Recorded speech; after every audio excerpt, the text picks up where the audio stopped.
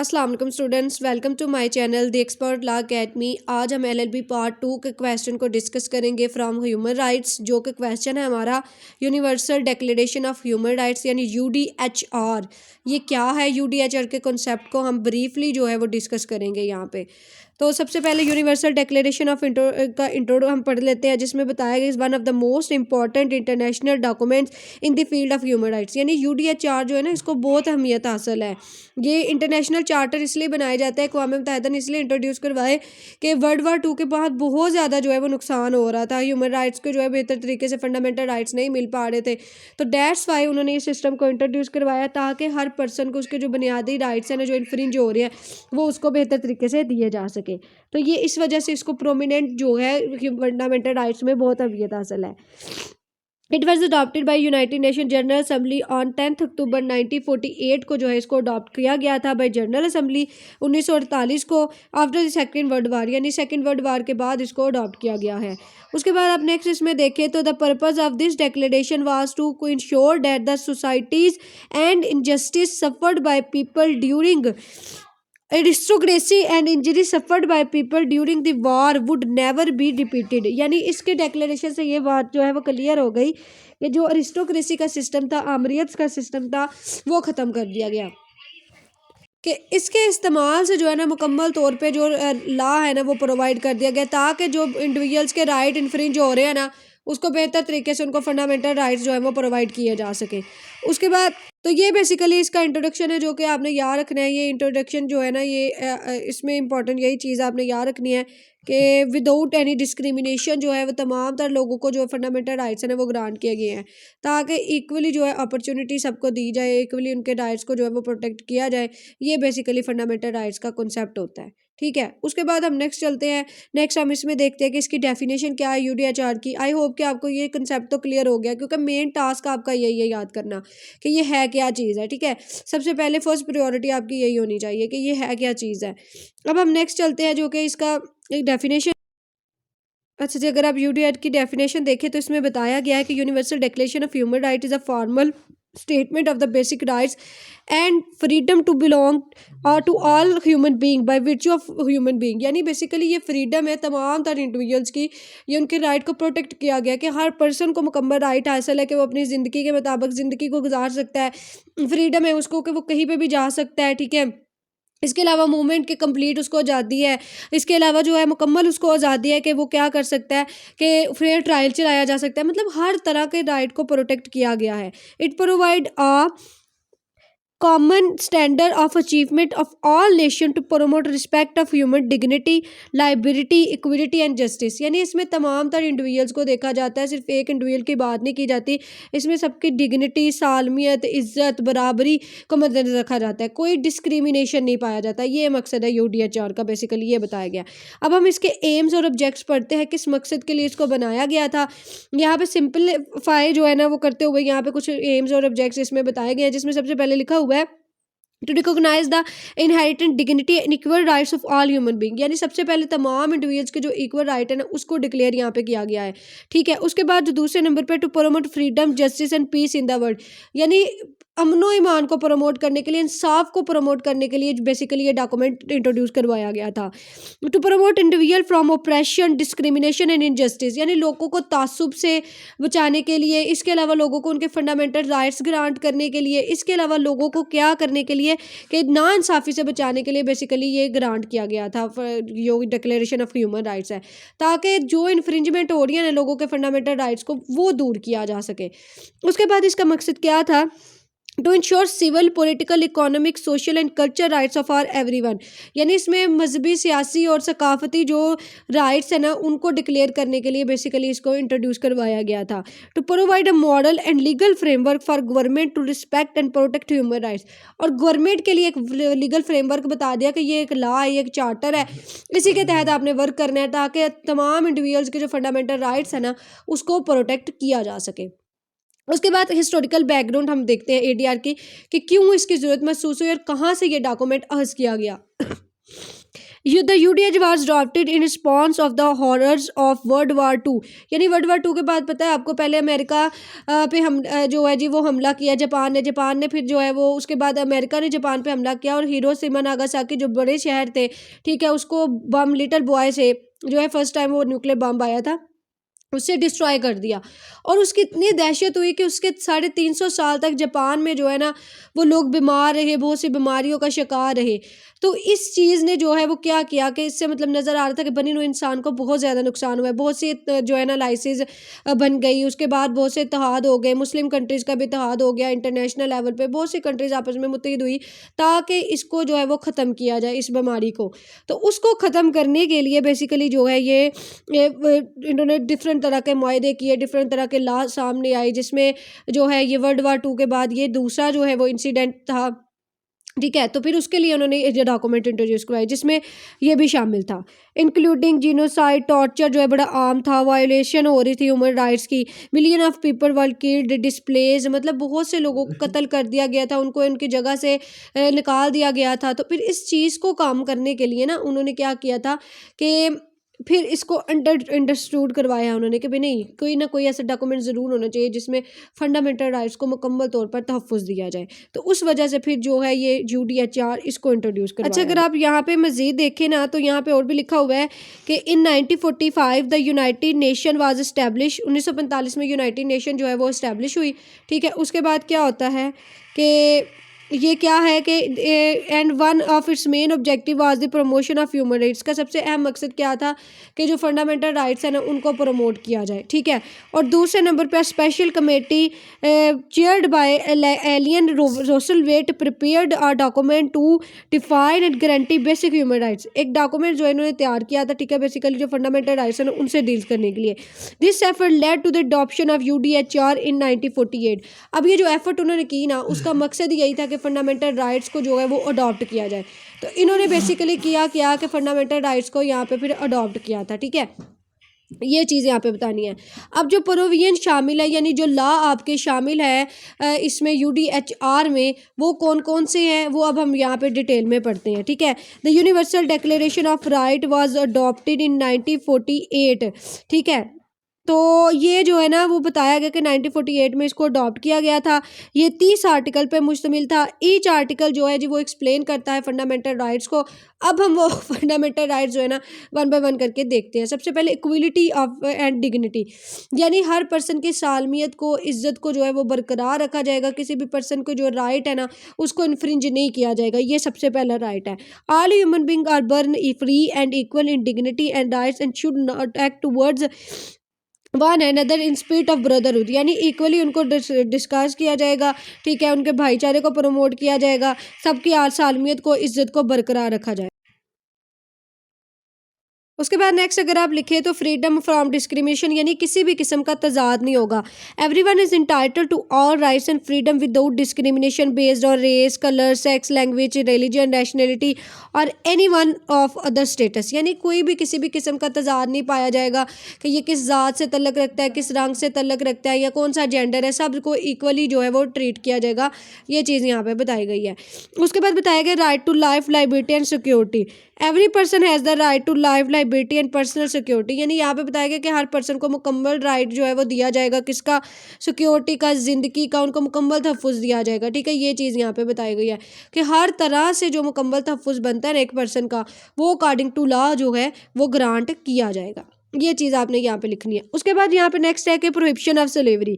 No one shall be held in slavery और servitude, slavery and slave trade, मतलब ना तो किसी को स्लेव बनाया जाएगा, ना उसको गुलामी करवाई जाएगी, ना उसको सेल किया जाएगा एज ए गुलाम के तौर पे। नेक्स्ट इसमें बताया गया कि प्रोहिबिशन ऑफ टॉर्चर, यानी किसी भी पर्सन को जो है वो टॉर्चर नहीं किया जाएगा। No one be subject to torture, to cruel, या उस पर किसी भी किस्म का जुल्म नहीं किया जाएगा, ठीक है। इन ह्यूमन और डिग्रेडिंग ट्रीटमेंट और पनिशमेंट, या उसके साथ जो है वो गैर मनसफाना कोई भी तल्लक नहीं रखा जाएगा, ठीक है। उसको ऐसे कभी भी नहीं किया जाएगा, इक्वली उसको ट्रीट किया जाएगा, ठीक है।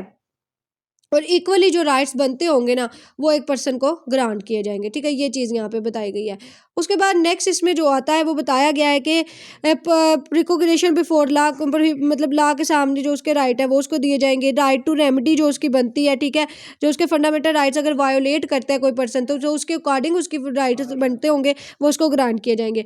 उसके बाद राइट टू फेयर ट्रायल है, यानी एक पर्सन का जो ट्रायल चलाया जाएगा ना वो फेयर ट्रायल की बुनियाद पे चलाया जाएगा। किसी भी पर्सन को जो है वो ये नहीं कि सुने सुनाए बगैर सजा दी जाए, नहीं, कानून कहता है कि जिस पर्सन पे जो चार्ज बनता है उसको वो बताया जाए और उसके बाद उसको सजा हो। और ये चीज़ आर्टिकल 10 जो है हमारा कॉन्स्टिट्यूशन का वो भी यही कहता है कि एक पर्सन 10 में जो है वो तरीकाकार बताया गया कि जब एक पर्सन को अरेस्ट किया जाता है, और 10A में बताया गया कि राइट टू फेयर ट्रायल के मनसफाना तरीके से उसका ट्रायल चलाया जाएगा। उसके बाद नेक्स्ट इसमें आ जाता है प्रिजप्शन ऑफ इनोसेंस, यानी accused is the favourite child of law. UDHR का भी ये आर्टिकल कहता है कि एक्यूज जो है ना वो एक मासूम बच्चा है जब तक कि उसकी गिल्टी साबित नहीं हो जाती। Everyone accused of a crime is presumed innocent until proved guilty according to law, यानी जिस भी बंदे पे इल्ज़ाम लगा है ना कि इसने ये क्राइम किया तो तब तक उसको सज़ा नहीं होगी जब तक कि उसको क्या ना कर लिया जाए, प्रूव ना कर लिया जाए। हाँ, जब वो प्रूव हो जाएगा तो फिर उसको सज़ा होगी, अदरवाइज उस पर्सन को जो है वो किसी भी किस्म की कोई सज़ा नहीं हो सकती है जब तक कि उसको प्रूव ना कर दिया जाए, ठीक है, ये यूडीएचआर का आर्टिकल कहता है। उसके बाद नेक्स्ट चलते हैं। उसके बाद नेक्स्ट इसमें आता है राइट टू प्राइवेसी, कि हर पर्सन को मुकम्मल राइट हासिल है कि वो अपने जो है वो क्या कर सकता है कि अपने घर को, अपनी फैमिली को, होम को, उसको मुकम्मल प्राइवेसी दी जाएगी। कोई बंदा उसकी इजाज़त के बगैर इन्फ्रिंज जो है ना उसकी प्राइवेसी को इन्फ्रिंज नहीं कर सकता, क्योंकि ये हर पर्सन का मुकम्मल राइट है। तो ये चीज़ आपने यहाँ पे लिखनी है। No one shall be subject to arbitrary interference with privacy, family, home और कोरेस्पोंडेंस, यानी जो उसका घर है, उसकी जो फैमिली है, उसको कोई भी जो है वो नुकसान नहीं पहुँचा। उसके बाद नेक्स्ट इसमें आ जाता है कि जी जो है राइट ऑफ मूवमेंट आ जाता है कि एक जगह से दूसरी जगह पे हर पर्सन को आज़ादी हासिल है, मूव कर सकता है। राइट टू इज़ाइलम होता है कि भाई स्टेट में रिहाइश का इख्तियार देना, तो हर पर्सन को ये राइट हासिल है, ठीक है। उसके बाद राइट टू नेशनलिटी है, तो कोई भी पर्सन जिस मुल्क में रहता है ना उसकी नेशनलिटी से उसको महरूम नहीं किया जा सकता विद मतलब according to the law procedure के अलावा, जो कानून का प्रोसीजर बनता है ना उसके अलावा किसी भी पर्सन को उसके जो फंडामेंटल राइट्स है उससे महरूम नहीं किया जाएगा। तो ये चीज़ आपने यहाँ पे लिखनी है। उसके बाद नेक्स्ट यहाँ पे बताया गया है कि राइट टू प्रॉपर्टी, ठीक है। उसके बाद जो है ना right to marriage and family, के हर पर्सन के जो राइट है मैरिज का, ठीक है, उसको मुकम्मल आज़ादी हासिल होगी, वो फ्रीली जो है वो कहीं पे भी जो है वो मतलब फ्रीली जा सकता है और मैरिज यूज़ कर सकता है। इसके बाद अपनी उसकी जो फैमिली है उसको भी मुकम्मल जो है वो तहफ़्फ़ुज़ दिया जाएगा, ठीक है, इस चीज़ का आपने ध्यान रखना है। उसके बाद राइट टू प्रॉपर्टी है कि एक पर्सन की जो प्रॉपर्टी है ना वो उसी से बिलोंग करती है, कोई और पर्सन उससे छीन नहीं सकता, ठीक है। तो जहाँ पे भी वो चला जाए, ठीक है, पाकिस्तान से बाहर चला जाए, जहाँ पे भी चला जाए, जो उसकी प्रॉपर्टी है वो उसी से बिलोंग करेगी, कोई भी पर्सन उसको उसके राइट से इन्फ्रिंजमेंट नहीं कर सकता। उसके बाद अब नेक्स्ट इसमें देखें कि राइट फ्रीडम ऑफ रिलीजन है कि कोई भी पर्सन है ना वो किसी भी मज़हब से तल्लक रखता है तो उसको मुकम्मल आज़ादी हासिल होगी कि वो अपने मज़हब के मुताबिक अपनी इबादत कर सकता है। किसी भी पर्सन को मजबूर नहीं किया जा सकता कि आप जो है वो नेक्स्ट मज़हब में ऐड हों या इस मज़हब को अडॉप्ट करें, ठीक है, इस चीज़ को भी मद्देनज़र रखा जाएगा। उसके बाद है फ्रीडम, नेक्स्ट पढ़ते हैं। उसके बाद राइट टू प्रॉपर्टी आ जाता है जिसमें आपने ये याद रखना है कि everyone has a right to own property alone और इन एसोसिएशन, कि हर कोई प्रॉपर्टी का राइट है हासिल उसको। फ्रीडम ऑफ एक्सप्रेशन आ जाता है कि हर एक को जो है फ्रीडम ऑफ एक्सप्रेशन का मुकम्मल राइट है कि अपनी जो राय है उसका इजहार करने का मुकम्मल तौर पर राइट जो है वो दिया गया है। उसके बाद आपने नेक्स्ट इसमें बताना है फ्रीडम ऑफ असम्बली, कि हर पर्सन को मुकम्मल राइट हासिल है कि वो किसी भी ना किसी असम्बली को जो है वो ज्वाइन कर सकता है, ठीक है। उसके बाद आपने नेक्स्ट इसमें जो याद रखना है वो आपने याद रखना है कि जी right to participate in government affairs, के हर पर्सन को मुकम्मल राइट हासिल है कि वो गवर्नमेंट के जितने भी अफेयर्स हैं उनमें पार्टिसिपेट कर सकता है। गवर्नमेंट के अफेयर्स में पार्टिसिपेट करने का मकसद क्या, मतलब क्या है कि यानी गवर्नमेंट के जो पॉलिसीज़ हैं, जो लॉज हैं, जो रूल्स हैं, उनमें एक पर्सन जो है वो क्या कर सकता है कि पार्टिसिपेट कर सकता है। यानी जो वोटिंग का ज़रिया है वो उसमें डेमोक्रेसी का यही तो कंसेप्ट होता है कि डेमोक्रेसी में लोग जो है वो वोट कास्ट करते हैं, वोटिंग के थ्रू जो है वो लोग सामने आते हैं। ये चीज़ आपने इसमें बयान करनी है। अब हम नेक्स्ट चलते हैं, नेक्स्ट हम अगला स्टेप इसका देखते हैं।